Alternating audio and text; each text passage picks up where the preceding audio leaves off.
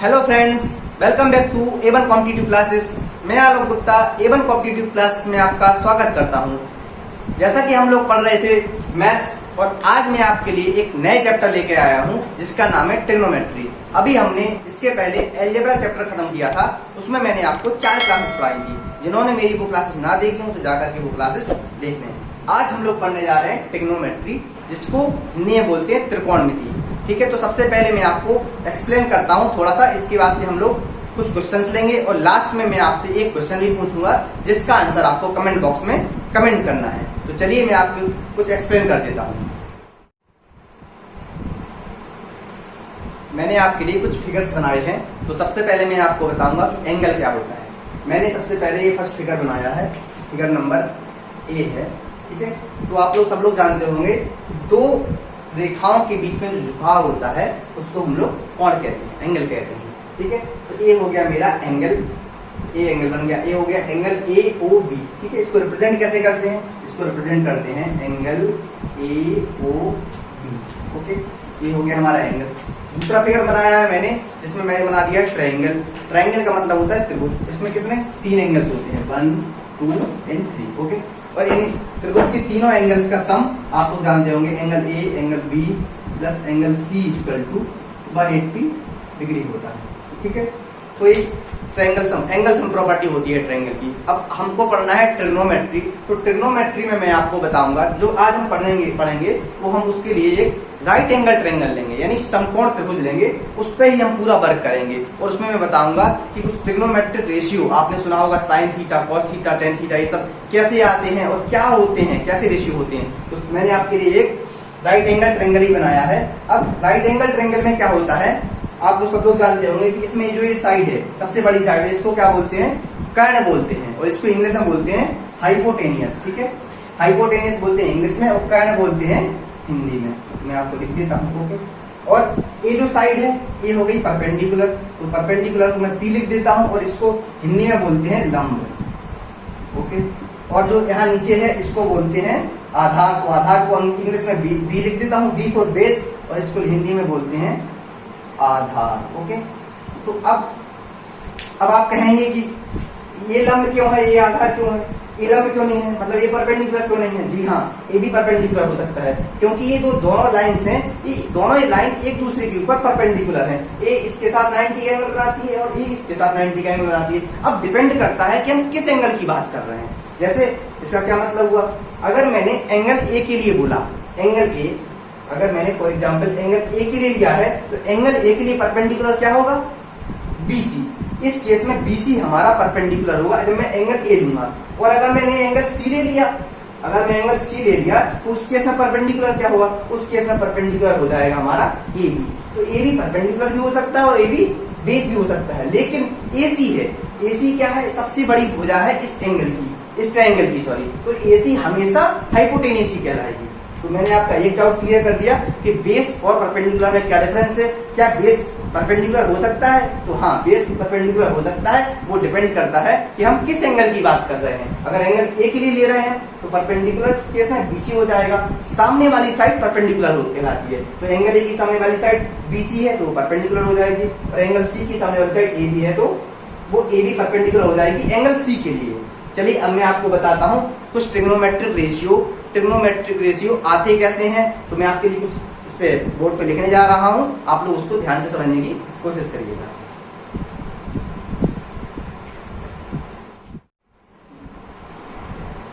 मैंने आपके लिए एक ट्रायंगल बना दिया है जो मेरा राइट एंगल ट्रायंगल है, right angle at B, B पर समकोण है। अब मुझे बताना है क्या? Trigonometric ratio. ठीक है, तो ट्रिग्नोमेट्रिक रेशियो होते हैं कुछ।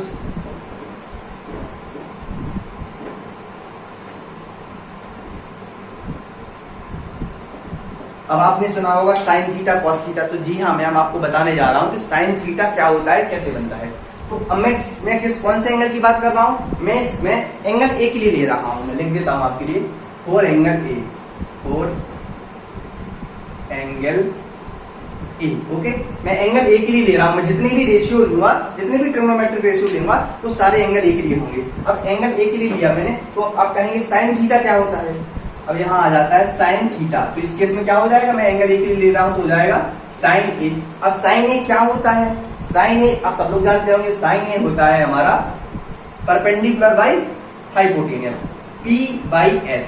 पी बाई एच मतलब बीसी अपॉन ए बी, तो इसको ऐसे भी लिख सकते हैं बीसी अपॉन ए सी। ओके, और हिंदी में अगर लिखना है मुझे तो मैं इसको क्या लिख दूंगा, ये है मेरा लंब, तो लंब को मैं क्या लिख देता हूँ हिंदी में एल, इसको लिखता हूँ के, और इसको लिख देता हूँ आधार को ए।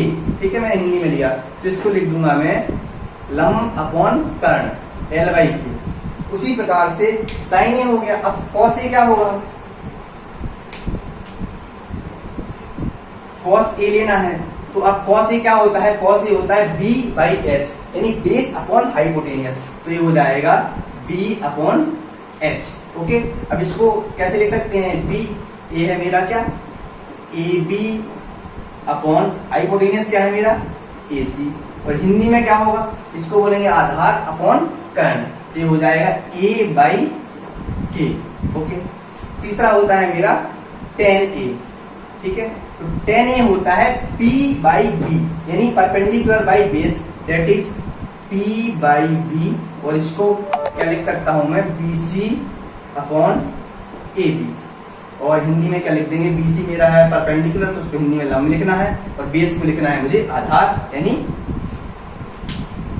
ये हो गया मेरा आधार। अब आप लोग कैसे याद करते थे इसको, कुछ लोग ऐसे याद करते होंगे, मैंने जब मैं 9th-10th में पढ़ता था तो वहां पे हम लोग याद करते थे पंडित बद्री प्रसाद हर हर बोले, P B P H H B, यानी पंडित बद्री प्रसाद हर हर बोले। तो जो लोग हिंदी मीडियम के हैं वो लोग इसको ऐसे याद करते हैं एल ए एल, यानी लाल, के ए कक्का, लाल बटा कक्का। ठीक है, तो आप लोग कैसे भी याद करिए, लेकिन अभी आप लोग कॉम्पिटिटिव एग्जाम्स की तैयारी कर रहे हैं तो आपको ऐसे नहीं याद करना है। जब भी कहा जाए sine A means P by H, perpendicular by hypotenuse, आपके माइंड में डायरेक्ट आना चाहिए।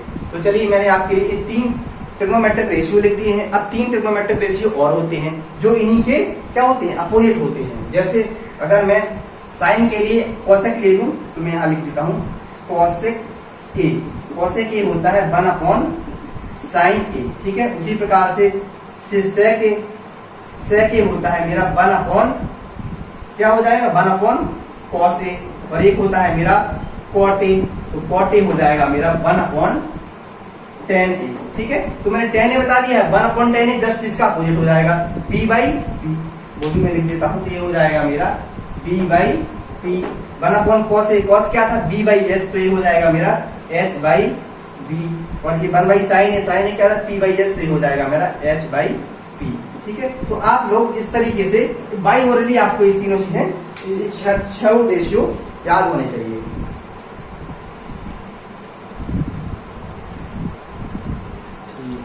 मैंने आप लोगों के लिए 6 ट्रिग्नोमेट्रिक रेशियो को एक्सप्लेन कर दिया है, आप लोग इसको अपनी कॉपी में नोट कर लीजिए। अगर आप स्क्रीनशॉट लेना चाहते हैं तो स्क्रीनशॉट ले लीजिए, मैं हट जाता हूँ। इसके बाद मैं आपको बताऊंगा एक टेबल बनाऊंगा जिसमें साइन कॉस टेन की 0 से लेके 90 तक जो स्टैंडर्ड वैल्यू होती है मैं उनको बताऊंगा कि उनकी वैल्यूज क्या होती है, वो भी आपको लर्न करना है। तो चलिए आप लोग इसका स्क्रीनशॉट ले लीजिए।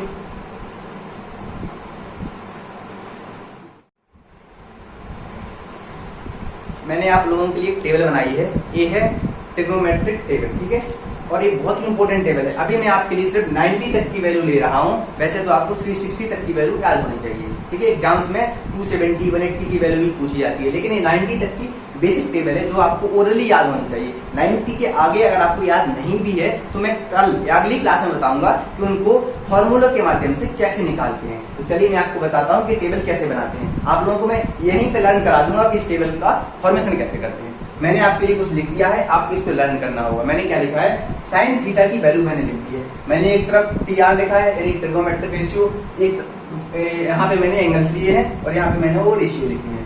साइन 0 होता है। ठीक है, आपको एक टेबल एक लाइन याद करनी पड़ेगी, बाकी सारे बिना याद किए मैं बताऊंगा कैसे लिखना है, और बहुत सारे लोगों को याद भी होगा। अगर याद है तो अच्छी बात है, अदरवाइज आप लोग इसको कॉपी कर लीजिए। साइन 0 होता है, साइन 30 1/2, साइन 45 1/√2, साइन 60 √3/2, साइन 90 1। आप लोग इसको मेमोराइज कर लीजिए। अब आपको लिखना है कॉस की, तो अब इसी के माध्यम से आप लोग कॉस को कैसे लिखोगे, तो क्या करना है आपको, कॉस के लिए पीछे साइड से शुरू कर दीजिए। सीधे साइड से शुरू करने का मतलब हो जाएगा मेरा कि जैसे आपको लिखना है cos 0, तो आप इधर से शुरू करिए, तो cos 0 हो जाएगा 1। अगर आपको याद है तो अच्छी बात है, नहीं याद है तो आप लोग इसको इस तरीके से लिख के 2-3 बार इसको रिवाइज करेंगे तो आपको लर्न हो जाएगी। अब cos 30 तो ये वाला आ जाएगा, cos 30 हो जाएगा √3/2, ठीक है। cos 45 यही वाला पॉइंट आ जाएगा 1/√2। cos 60 तो ये वाला आ जाएगा हाफ, ठीक है, सॉरी cos 60 हो जाएगा 1/2 और cos 90 हो जाएगा 0। अब मैंने लिखा है tan थीटा, और मैंने अभी आपको बताया था कि tan थीटा होता है, हाँ अभी नहीं बताया था तो यहाँ बता देता हूँ कि tan थीटा होता है जो tan = sin theta by cos theta होता है, ठीक है। tan थीटा को हम देखते हैं sin theta by cos theta के रूप में। अब यहाँ पे tan थीटा की वैल्यू निकालनी है, आपको sin थीटा की वैल्यू पता है और cos थीटा की वैल्यू पता है, तो आप लोग tan थीटा की वैल्यू आसानी से निकाल सकेंगे। कैसे? sin बाई cos कर दीजिए, डिवाइड कर दीजिए, तो 0 को 1 से डिवाइड, मतलब कि 0 को 1 से डिवाइड करोगे तो आपको क्या मिलेगा? 0 मिल जाएगा, तो tan 0 हो जाएगा 0। और इसके बाद से tan 30 निकालना है, जिसको आप इसको डिवाइड करेंगे तो tan 30 आ जाएगा आपका 1/√3। आप इस नंबर को इस नंबर से डिवाइड कर दीजिए, tan 45 इसको डिवाइड करेंगे तो ये 1 हो जाएगा, ठीक है। tan 60 हो जाएगा √3, इसी प्रकार से tan 90 हो जाएगा हमारा 1/0। अब आप 1 को 0 से डिवाइड करेंगे तो 1/0, आपने ये फॉर्म पढ़ा होगा कि 1/0 क्या होता है? नॉट डिफाइंड फॉर्म होता है, तो मैं इसके लिए लिख देता हूँ नॉट डिफाइंड। तो किसी किसी किताब में आपको इसको इन्फिनिटी ही लिख देते हैं, ठीक है, तो मैं आपके लिए लिख देता हूँ नॉट डिफाइंड, और हिंदी मीडियम के बच्चे इसको लिख लेंगे आप परिभाषा से, ओके। अब उसी प्रकार से cot थीटा, तो अभी मैंने cot थीटा बताया था कि cot थीटा tan का अपोजिट होता है, अभी जो मैं बता रहा था वो पहले बता चुका हूँ। तो इसका अपोजिट मतलब इसका कॉन्जुगेट 1/0, दैट इज अगेन क्या हो जाएगा? 1/0 क्या हो जाएगा? नॉट डिफाइंड, ठीक है। और अब एक cot कितना निकालना है? cot 30, तो cot 30 क्या हो जाएगा? इसका tan का अपोजिट, तो इसका अपोजिट हो जाएगा √3, ओके। रिवर्स करना है, cot 45 दैट इज 1, इसका अपोजिट 1 का 1 हो जाएगा, इसका हो जाएगा 1/√3। और नॉट डिफाइंड मतलब 1/∞ दैट इज यहाँ पे आ जाएगा हमारा 0। ये आपको लर्न कर लेना है अगर भूल जा रहा है तो। अब sec थीटा, और मैंने बताया था कि sec थीटा इक्वल टू होता है 1/cos थीटा, यानी cos का रिवर्स। तो cos कहाँ है? cos ये है, तो sec थीटा क्या हो जाएगा? sec 0 1 का, इसका रिवर्स क्या हो जाएगा? 1 हो जाएगा। sec 30 इसका रिवर्स क्या हो जाएगा? 2/√3। और sec 45 that is √2, sec 60 that is 2, और यहाँ पे क्या है? 0 है। sec 90 cos 90 0 है, तो 1/0 क्या हो जाएगा? यहाँ से फिर आ जाएगा हमारा नॉट डिफाइंड, ठीक है। अब लास्ट बचा है cosec थीटा। cosec थीटा मैंने बताया था कि cosec थीटा इक्वल टू होता है 1/sin थीटा, यानी sin का रिवर्स। तो sin कहाँ है? ये है। अब इसमें क्या होगा?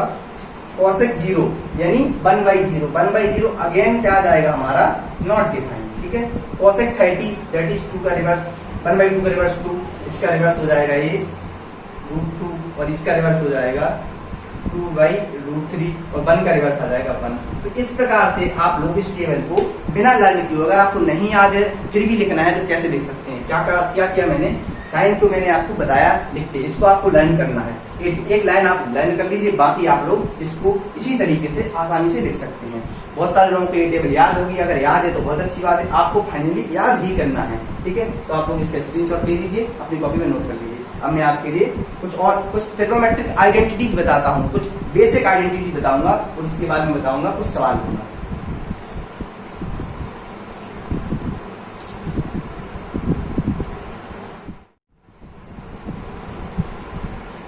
अब मैं आपको बताऊंगा पाइथागोरन ट्रिपलेट, ठीक है। तो आप सभी लोगों ने 9th क्लास में या 8th क्लास में पाइथागोरस थ्योरम के बारे में तो सुना ही होगा। सब लोग जानते होंगे कि पाइथागोरस थ्योरम क्या होती है। मैंने एक आपके लिए एक राइट एंगल ट्रायंगल बना दिया है ABC। अब आप इसमें पाइथागोरस थ्योरम बताइए क्या होगी, ठीक है। तो पाइथागोरस थ्योरम आपको पता होगा कि कर्ण का स्क्वायर लंब का स्क्वायर प्लस आधार के स्क्वायर के सम के बराबर होता है। यानी आप इसको ऐसे लिख सकते हैं कि h स्क्वायर यानी हाइपोटेनस का square perpendicular square plus base का स्क्वायर होता है। हिंदी में मैं लिख देता हूँ, इसको बोलते हैं कर्ण का वर्ग लंब के वर्ग प्लस आधार के वर्ग के बराबर होता है। तो ये सब लोगों को पता होगा। अब इसके माध्यम से मैं आपको कुछ पाइथागोरियन ट्रिपलेट बताऊंगा। अब वो ट्रिपलेट क्या होते हैं? ऐसे ट्रिपलेट होते हैं कि इस इक्वेशन को जो सेटिस्फाइड करते हैं। सब लोग जानते होंगे 3 4 5 के बारे में। 3 4 5 के बारे में तो आपने सुना ही होगा। 3 4 5 क्या है?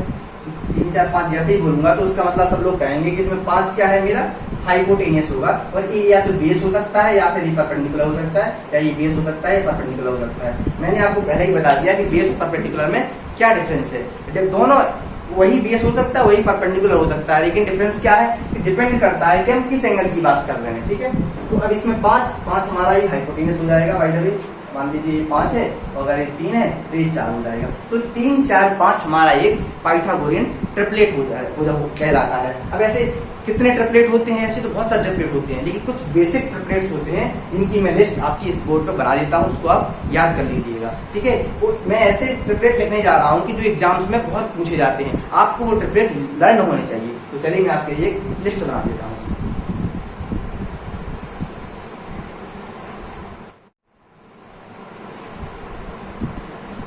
मैंने आप लोगों के लिए कुछ ट्रिपलेट्स लिख दिए हैं।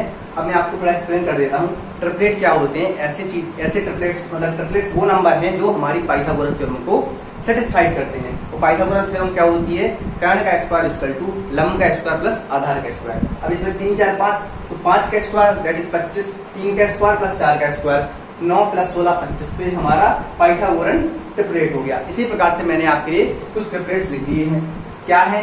पहला ट्रिपलेट मैंने लिया है 3 4 5, दूसरा लिया है मैंने 5 12 13, 7 24 25, 8 15 17, 9 40 41। ये सारे ट्रिपलेट्स एग्जाम्स में बहुत पूछे जाते हैं। ठीक है, तो ये तो सभी को याद रहते हैं, ये बहुत अब आउटडेटेड हो चुके हैं, ये भी एग्जाम पूछे जाते हैं, लेकिन अभी एग्जामिनर आपका कुछ आगे बढ़ गया है। अब वो क्या ट्रिपलेट लेता है? अब वो लेता है 11 60 61, 12 35 37, 12 35 37, 16 63 65, 20 21 एंड 29। आजकल वो इन ट्रिपलेट्स का यूज करता है। आपको एग्जाम में क्वेश्चन में ये ट्रिपलेट्स दिए होते हैं। ठीक है, आपको पहचानना होता है कि हमारा इस राइट एंगल ट्रायंगल होगा कि नहीं। तो आपको ये ट्रिपलेट्स अगर याद होंगे तो आप डायरेक्ट कंक्लूड कर पाएंगे कि जो हमारा ट्रिपलेट दिया गया है या जो ट्रायंगल की जो लेंथ दी गई है उसके माध्यम से हमारा राइट एंगल ट्रायंगल हो जाएगा, और उसके बाद अपने क्वेश्चन को आगे प्रोसीड करेंगे। तो ये हो गए हमारे कितने? ये हो गए basic Pythagorean triplet. These are basic Pythagorean triplet. ठीक है, ये हो गए बेसिक। अब कुछ ड्राइव्ड ट्रिपलेट होते हैं जो इनके माध्यम से हम लोग उसको ड्राइव करते हैं।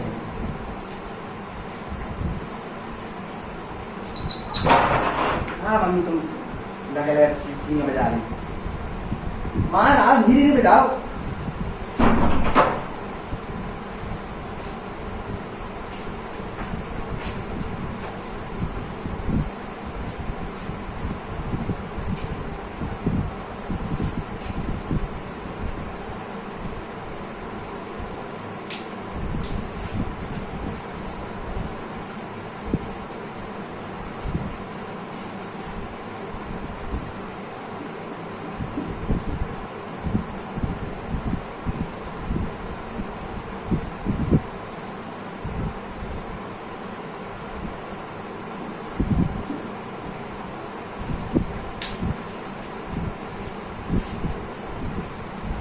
अभी मैंने आपको बेसिक पाइथागोरियन ट्रिपलेट लिए थे, अब मैं आपको बता रहा हूँ कुछ ड्राइव ट्रिपलेट होते हैं। ऐसे तो बहुत सारे ट्रिपलेट्स हैं, लेकिन मैंने जनरली आपको 1 2 ट्रिपलेट ड्राइव लिए हैं। ड्राइव का मतलब क्या होता है? जो बेसिक पाइथागोरियन ट्रिपलेट्स के माध्यम से बनाए जाते हैं उनको हम लोग ड्राइव पाइथागोरियन ट्रिपलेट कहते हैं। जैसे आप जानते हैं 3 4 5 एक स्टैंडर्ड ट्रिपलेट है। इसी से मैंने अगर सभी नंबर्स में 2 का मल्टीप्लाई कर दिया तो क्या हो जाएगा? 6 8 10। तो क्या 6 8 10 भी हमारा पाइथागोरियन ट्रिपलेट है? चेक कर लीजिए है कि नहीं है। 6 8 एंड 10 कैसे चेक करेंगे? मैंने बताया था कर्ण का स्क्वायर दैट इज 10 का स्क्वायर इक्वल टू, अगर वो 6 का स्क्वायर प्लस 8 का स्क्वायर आ जाता है, अगर ये बराबर हो जाता है तो वो हमारा पाइथागोरियन ट्रिपलेट होगा। और ये हो जाता है 36 प्लस 64 दैट इज 100। तो ये हमारा सेटिस्फाइड करता है। तो यहाँ से जो निकला है 6 8 10 ये हमारा ड्राइव्ड पाइथागोरियन ट्रिपलेट हो जाएगा। उसी प्रकार से मैंने लिया है 10 24 26। अब ये क्या है? 5 12 13 में मैंने 2 का मल्टीप्लाई कर दिया है तो 10 24 26 आ गया। अब आप कहेंगे 2 का ही मल्टीप्लाई क्यों कर रहे हो? तो आप 3 का मल्टीप्लाई कर लीजिए, 4 का, कितने का ही मल्टीप्लाई कर लीजिए, सभी हमारे पाइथागोरियन ट्रिपलेट होंगे। ठीक है, अब मैं आपके लिए एक और ले लेता हूँ। अब आप बताइएगा कि ये पाइथागोरियन ट्रिपलेट है या नहीं है। जैसे मैंने लिया, अगर मैंने ले लिया 5 √7 और 12√7 और मैंने ले लिया 13√7। तो इसको आप लोगों को चेक करना है क्या ये पाइथागोरियन ट्रिपलेट है या नहीं है। तो इसका आंसर आप लोग कमेंट बॉक्स में कमेंट बताइए। चलिए मैं नेक्स्ट क्लास में बताऊंगा कि ये पाइथागोरियन ट्रिपलेट है या नहीं है। और एक चीज और मैं इसको बता दूं कि जो ट्रिपलेट होते हैं उनका एक फॉर्मेट होता है, एक फॉर्म होता है। तो वो किस फॉर्मेट में होते हैं, वो फॉर्मेट होता है हमारा जैसे p² - 1 और 2p n p² + 1। ठीक है, इस फॉर्मेट में होते हैं। किसी किताब में आपको p की जगह पे ऐसा मिल जाएगा m² - 1 2m n m² + 1। इस एक फॉर्मूला है, इसके माध्यम से हम किसी भी पाइथागोरियन ट्रिपलेट को निकाल सकते हैं। जैसे p की जगह 2 ले लीजिए, p की जगह जब 2 लेंगे तो क्या हो जाएगा, 2 2 जा 4 और 4 - 1 दैट इज 3 और 4 + 1 दैट इज 5। तो 3 4 5 हमारा 3 4 5 निकल जाएगा। इसी प्रकार से जितने भी ये पाइथागोरियन ट्रिपलेट्स हैं वो किस p की वैल्यू आप मानते जाइए, m की वैल्यू कुछ मानते जाइए, तो आपको सारे पाइथागोरियन ट्रिपलेट फाइंड हो जाएंगे। तो एक फॉर्मेट होता है पाइथागोरियन ट्रिपलेट फाइंड करने का, वो क्या है, p² - 1 2p और तीसरा हो जाएगा p² + 1। तो चलिए आप लोग इसको नोट कर लीजिए। अब मैं आपके लिए कुछ ट्रिग्नोमेट्रिक आइडेंटिटीज देता हूं, उसके माध्यम से बताऊंगा कि उनसे क्वेश्चंस को कैसे सॉल्व करते हैं।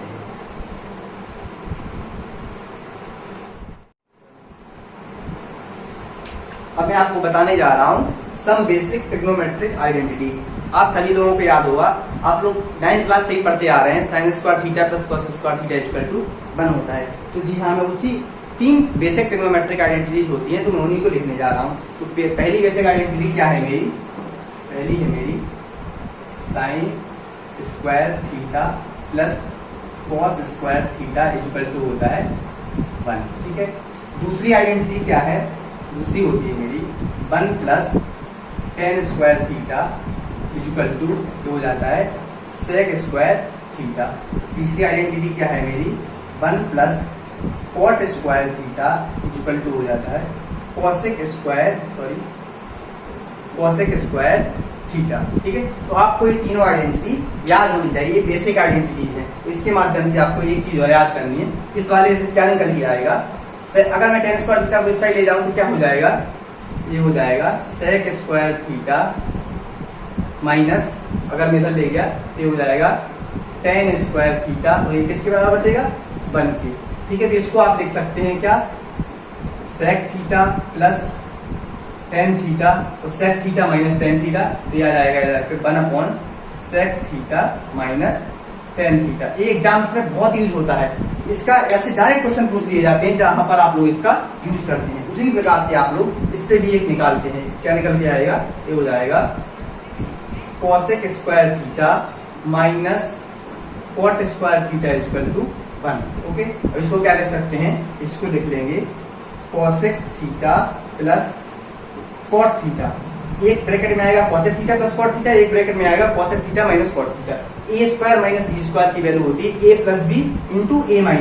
ठीक है, मैं लिख ही देता हूँ एक बार, ये हो जाएगा cosec θ - cot θ और ये किसके बराबर हो जाएगा, 1 के बराबर इसके। तो इसको अपन ऐसे लिख सकते हैं cosec θ + cot θ =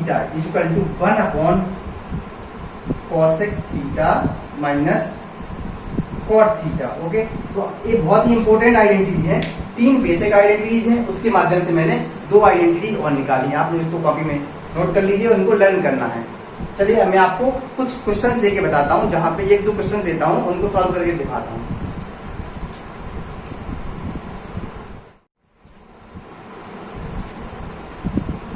मैंने आज का पहला क्वेश्चन आपके लिए लिया हुआ है। मेरा क्वेश्चन क्या है, cos θ = 2p/p² + 1।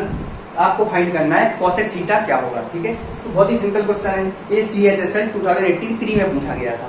इसको मैं लिख देता हूँ, CHSL 2018 प्री में पूछा गया था ये क्वेश्चन।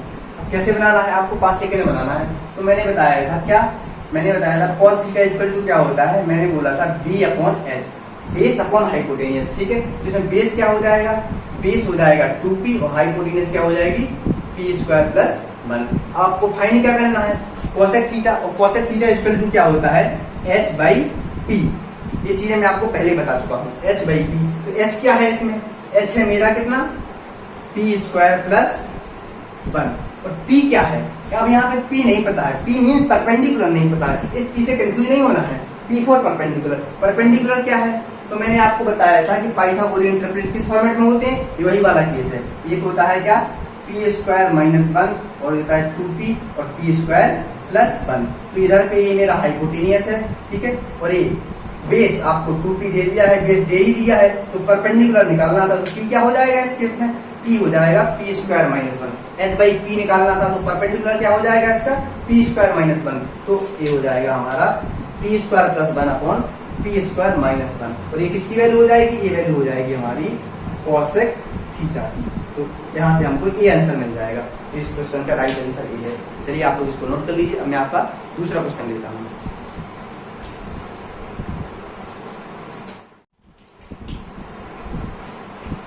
आज का दूसरा क्वेश्चन मैंने आपके लिए लिया हुआ है। दूसरा क्वेश्चन क्या है, sine theta plus cos theta upon sine theta minus cos theta equal to 5/4। आपको फाइंड क्या करना है, tan square theta plus 1 upon tan square theta minus 1। ये क्वेश्चन भी आपका 2018 CGL 3 में पूछा गया था, ठीक है। तो जितने भी मैं क्वेश्चन ले रहा हूँ आपको, वो सारे क्वेश्चन एग्जाम्स में आए हुए हैं, इसलिए आपको वीडियो को पूरा देखना है, स्किप नहीं करना है, और सारे क्वेश्चंस को अपनी कॉपी में नोट करना है, और कम से कम 2 या 3 बार इनको रिवाइज करना है, तभी जाकर के आपको एग्जाम्स में कॉन्फिडेंस आएगा। अब चलिए मैं बताता हूँ इसको सॉल्व कैसे करना है। इसको सॉल्व करने के लिए क्या करेंगे, अभी मैंने पहले अलजेब्रा का चैप्टर पढ़ा दिया है, उसमें मैंने आपको रेशियो में एक कॉन्सेप्ट बताया था, ठीक है। तो रेशियो में अलजेब्रा पढ़ा दिया, उसमें भी इसके कॉन्सेप्ट बहुत यूज होते हैं। तो रेशियो में मैंने आपको एक कॉन्सेप्ट बताया था, वो क्या था, अगर a plus b upon a minus b equal to x by y दिया है, ठीक है। अगर ऐसा दिया है, मैंने रेशियो में बता दिया था, अगर इसमें रेशियो नहीं पढ़ा है तो जाकर के रेशियो पार्ट 1 देख ले, ठीक है। तो इधर से a बाई बी क्या हो जाता है, इधर से a बाई बी आ जाता है x plus y upon x minus Y.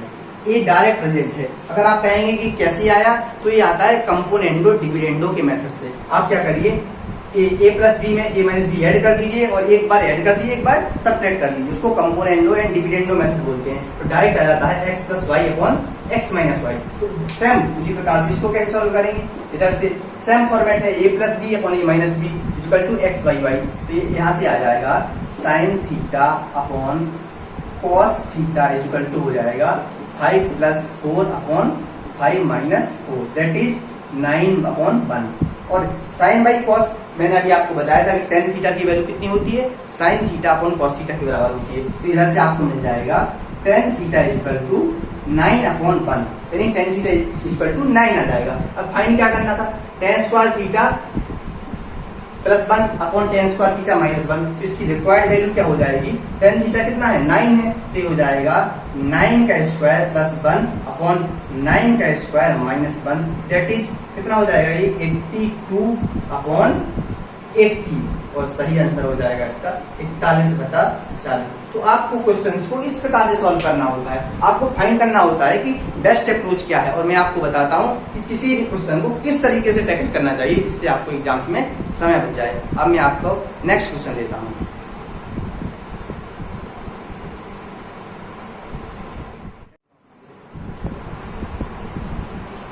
मैंने आज का तीसरा क्वेश्चन आपके लिए दिया हुआ है। मेरा तीसरा क्वेश्चन क्या है, 1 minus sign A into cos A bracket में sign A plus cos A, इसकी वैल्यू क्या होगी, ठीक है। और मैंने इसके लिए आपको 4 ऑप्शंस दिए हुए हैं। 4 ऑप्शन ये है, साइन स्क्वायर ए प्लस कॉस स्क्वायर ए, साइन क्यूब ए माइनस कॉस स्क्वायर ए, साइन क्यूब ए प्लस कॉस क्यूब ए, कॉस क्यूब ए प्लस साइन स्क्वायर ए, ठीक है। तो आपको इसको सॉल्व करना है और इसका सही ऑप्शन बताना है। तो आप लोग वीडियो को पॉज करिए और इसको सॉल्व करने की कोशिश करिए। चलिए मैं आपको बताता हूँ कि इस क्वेश्चन को 5 सेकंड में कैसे बनाना है। अब यहाँ से आपको कुछ देख करके आपको कुछ याद आ रहा होगा, मैंने आपको एक फॉर्मूला बताया था अलजेब्रा में कि a cube plus b cube equal to क्या होता है, वो होता है ए प्लस बी एक ब्रैकेट में a square plus b square minus a b. इसीलिए मैंने आपको पहले अलजेब्रा चैप्टर पढ़ा दिया है कि आपको अलजेब्रा से इसमें हेल्प हो जाए। तो आप लोग पहले अलजेब्रा देख लीजिए, फिर आप लोग ट्रिग्नोमेट्री देखिएगा। चलिए इसको सॉल्व करता हूँ। तो आप 1 को क्या ले सकते हैं, अगर मैं 1 को क्या लिखूं, साइन कॉस है और यहाँ पे भी साइन कॉस है, तो 1 को मैं क्या करूँ, रिप्लेस कर दूं। इससे रिप्लेस करूंगा, 1 हो जाएगा मेरा साइन स्क्वायर ए प्लस कॉस स्क्वायर ए, ठीक है। ये मैंने क्या किया है, 1 को रिप्लेस कर दिया है। अब ये क्या लिखा हुआ है, आगे में लिखते जाओ, इसी में ये हो जाएगा मेरा sign A into cos A, ठीक है। और ये ब्रैकेट में क्या है मेरा sign A plus cos A. अब आपकी दिमाग की घंटी बज रही होगी, ये क्या है a plus b, a square plus b square minus a b. इधर से आपको क्या मिल जाएगा, इधर से मिल जाएगा आपको ए क्यू प्लस बी क्यू, ए क्यू प्लस बी क्यू का फॉर्मूला है। तो इधर से आंसर क्या आ जाएगा आपका, इसको मैं मिटा देता हूँ, तो ये आ जाएगा साइन क्यूब ए प्लस कॉस क्यूब ए। इसी का शॉर्ट फॉर्म है साइन क्यूब ए प्लस कॉस क्यूब ए। तो इसका राइट आंसर हो जाएगा साइन क्यूब ए प्लस कॉस क्यूब ए, यानी ऑप्शन नंबर सी हमारा इस क्वेश्चन का राइट आंसर हो जाएगा। तो आप लोगों को इस क्वेश्चन को देख के ही देखना था, पहले सब लोग ऑप्शन देखा करो। ऑप्शन देख करके आपको लगा कि हमको साइन क्यूब ए और कॉस यानी स्क्वायर फॉर्म या क्यूब फॉर्म में जाना है, कैसे जाएंगे, यहाँ साइन है तो 1 को क्या करें हम लोग रिप्लेस कर सकते हैं। जैसे ही 1 को रिप्लेस करोगे तो आपको तुरंत दिख जाएगा, एक आइडेंटिटी बन जाएगी ए क्यूब प्लस बी क्यूब की। तो आप लोग इस क्वेश्चन को नोट कर लीजिए। आज का मैं चौथा क्वेश्चन आपके लिए देता हूँ।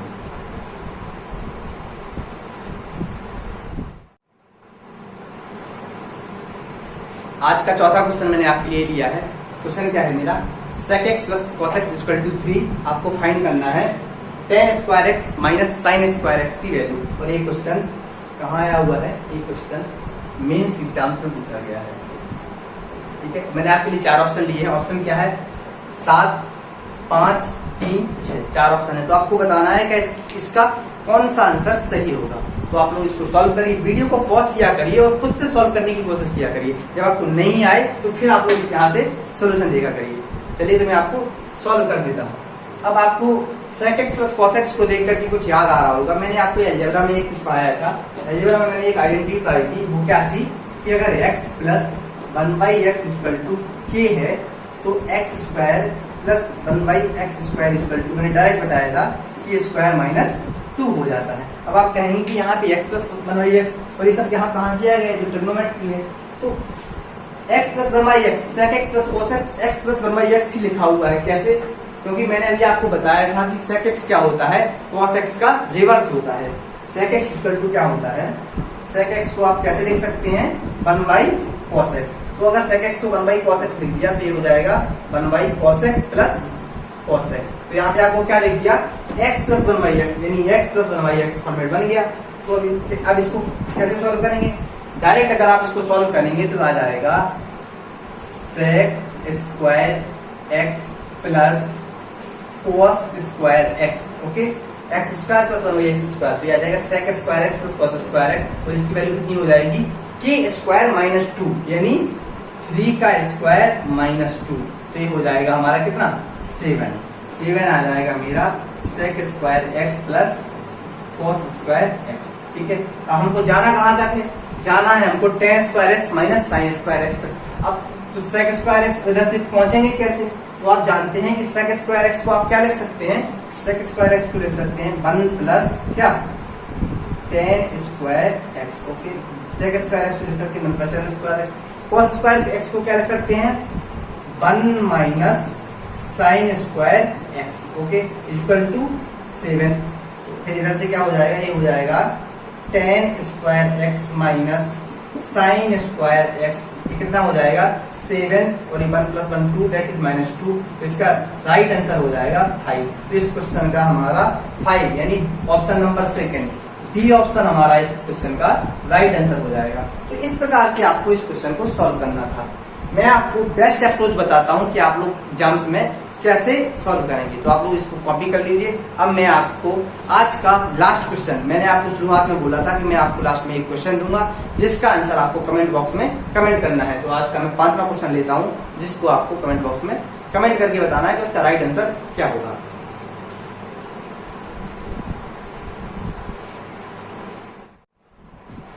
आज का अंतिम क्वेश्चन ये है, 5वां क्वेश्चन क्या है, 2 sin square theta plus 5 cos theta minus 4 equal to 0। और थीटा में एक कंडीशन दी गई है कि थीटा हमारा एक्यूट है, यानी 0 से बड़ा है और 90 से छोटा है। तो आपको फाइंड क्या करना है, cot theta plus cosec theta equal to क्या होगा। मैंने आपके लिए 4 ऑप्शन दिए हैं। ए ऑप्शन है √5, बी है मेरा 5, सी है मेरा 3 और डी है मेरा √3, ठीक है। तो आपको 4 ऑप्शन मैंने लिख दिए हैं। तो तो आपको इस क्वेश्चन का आंसर कमेंट करके कमेंट बॉक्स में इसका आंसर बताना है। और अगर आपको मेरी ये ट्रिक अच्छी लगती है तो वीडियो को लाइक करें, कमेंट करें और अपने दोस्तों के साथ शेयर करना ना भूलें। और अगर आप लोग मेरे चैनल पे जो भी मेरे चैनल पे नए हैं तो चैनल को सब्सक्राइब कर लें। चलिए मिलते हैं नेक्स्ट वीडियो में, तब तक के लिए bye bye and take care.